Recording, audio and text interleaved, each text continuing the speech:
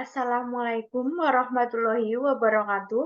Perkenalkan, nama saya Novia Lestari dari Fakultas Bahasa dan Seni, Prodi Pendidikan Seni Tari, Universitas Negeri Semarang. Akan mempresentasikan hasil diskusi kami dari kelompok 2, yaitu tentang prinsip fleksibilitas kurikulum.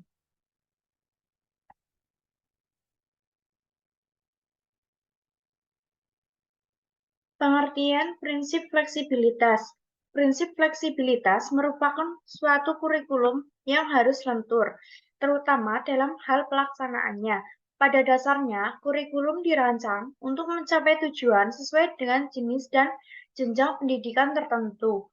Meskipun demikian, dalam proses pengembangan kurikulum harus berjalan fleksibel. Di dalam kurikulum harus terdapat suatu sistem tertentu yang dapat memberikan alternatif dalam mencapai tujuannya. Pengembangan kurikulum harus menggunakan berbagai metode atau cara-cara tertentu yang sesuai dengan situasi dan kondisi di mana kurikulum itu diterapkan. Berikut merupakan fleksibilitas dalam metode. Ada metode pembelajaran, bahan ajar, penilaian, dan metode penyesuaian. Kemudian, dalam sisi prinsip fleksibilitas, dibagi menjadi dua, yaitu ada satu, fleksibel bagi guru, yang artinya kurikulum harus memberikan ruang gerak bagi guru untuk mengembangkan program pengajarannya sesuai dengan kondisi yang ada. Yang kedua, fleksibel bagi siswa, yang artinya kurikulum harus menyediakan berbagai kemungkinan program pilihan sesuai dengan bakat dan minat siswa. Berikut contoh implementasi dalam pembelajaran. Prinsip fleksibilitas dalam konteks pembelajaran merujuk pada kemampuan untuk menyesuaikan metode, materi, dan pendekatan sesuai dengan kebutuhan dan karakteristik individu atau kelompok siswa. Ini mengakui bahwa setiap siswa memiliki gaya belajar yang berbeda, tingkat pemahaman yang beragam, dan kebutuhan yang beragam. Prinsip fleksibilitas memungkinkan guru atau pendidik untuk mengadaptasi pengajaran mereka agar sesuai dengan situasi dan siswa yang mereka layani. Berikut adalah penjelasan lebih rinci tentang prinsip fleksibilitas dan contoh implementasinya dalam pembelajaran. Prinsip fleksibilitas mengacu pada kemampuan untuk beradaptasi dengan berbagai situasi dan kebutuhan pembelajaran. Hal ini mencakup fleksibilitas dalam pemilihan metode pembelajaran, bahan ajar, penilaian, serta penyesuaian berdasarkan perkembangan siswa. Contoh implementasi dalam pembelajarannya sebagai berikut. Yang pertama, ada diversifikasi metode pembelajaran, yaitu guru dapat menggunakan berbagai metode pembelajaran seperti ceramah, diskusi, proyek, atau pemecahan masalah untuk mencocokkan dengan gaya belajar yang berbeda dari siswa. Yang kedua, penyesuaian materi pembelajaran. Guru dapat menyesuaikan materi pembelajaran agar sesuai dengan tingkat pemahaman siswa. Ini dapat berarti memberikan materi tambahan untuk siswa yang lebih mahir atau memberi dukungan tambahan untuk siswa yang menghadapi kesulitan. Yang ketiga, ada kelas campuran, memungkinkan siswa dengan tingkat kemampuan yang berbeda untuk belajar bersama dalam kelas yang sama.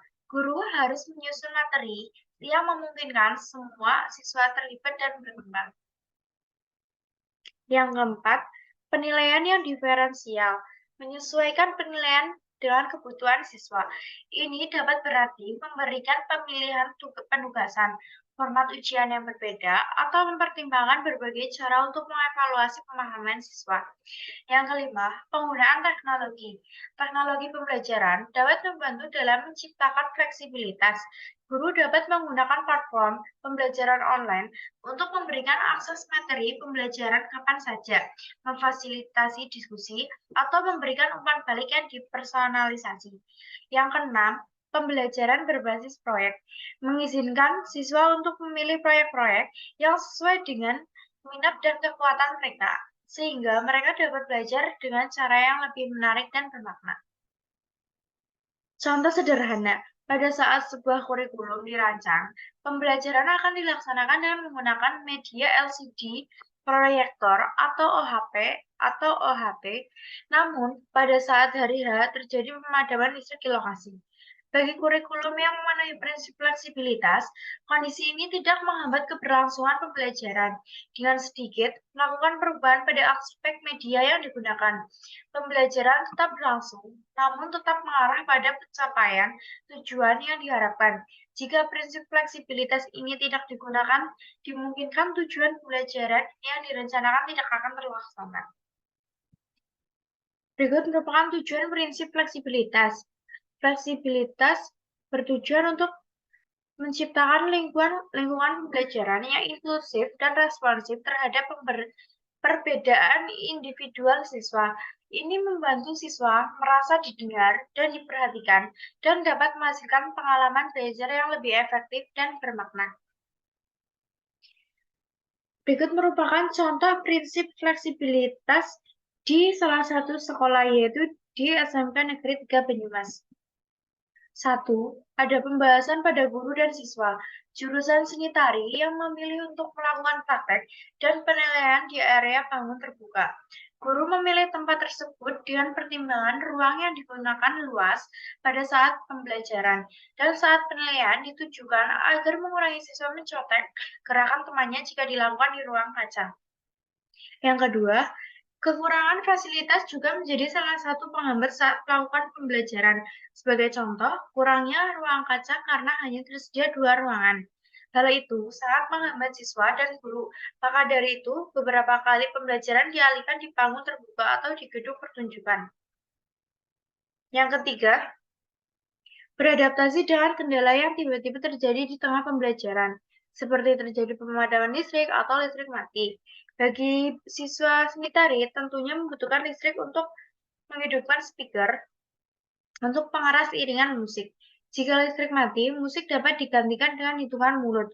Guru akan mengajarkan hitungan yang tepat pada tarian tersebut dan dilakukan secara bersama-sama dengan siswa.